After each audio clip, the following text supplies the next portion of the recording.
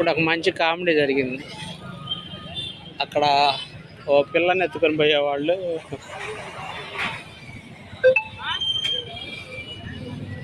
ఆయన అడుక్కుంటుండే.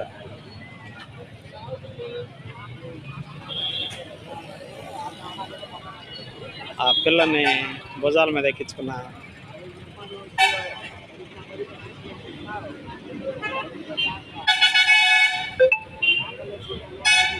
అతను అడుక్కుంటున్నారు కదా, అతన్ని డబ్బులు అడిగాడు. మా కొట్టుకట్టు నీ పిల్లానికన్నా పట్టీలు ఉండే, నా పిల్లానికి అవి కూడా లేవు అంటుండ. కామెడీ.